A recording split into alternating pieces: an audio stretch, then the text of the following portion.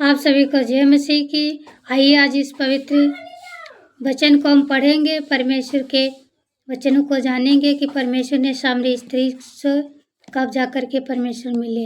यूहन्ना 4 अध्याय को पढ़ेंगे।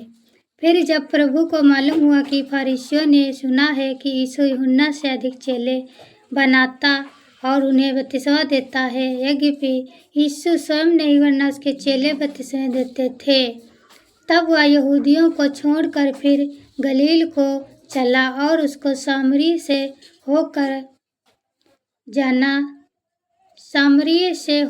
जाना अवश्य था। हालेलुया। इसीलिए वह सुंखार नामक सामरी के एक नगर तक आया जो उसे भूमि के पास है, जिसे याकूब ने अपने पुत्र यूसुफ को दिया था, और याकूब का कुआं भी वही था। अतः यीशु मार्ग का थका हुआ उस कुएं पर यूं ही बैठ गया। यह बात 6 घंटे के लगभग हुई थी। हालेलुया।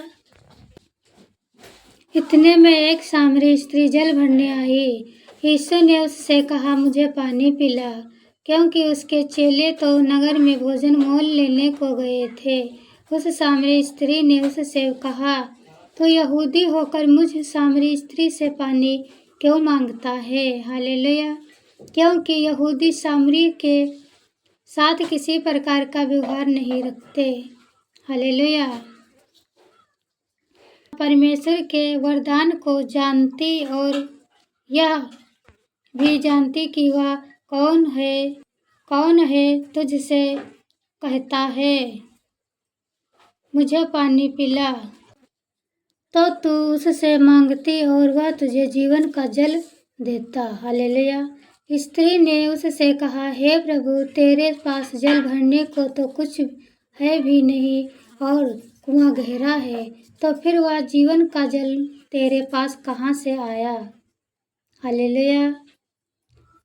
क्या तू हमारे पिता याकूब से बड़ा है, जिसने हमें यह कुआं दिया और आप ही अपनी संतान और अपने पशुओं समेत उसमें पिया? यीशु ने उसको उत्तर दिया, जो कोई यह जल पिएगा वह प्यासा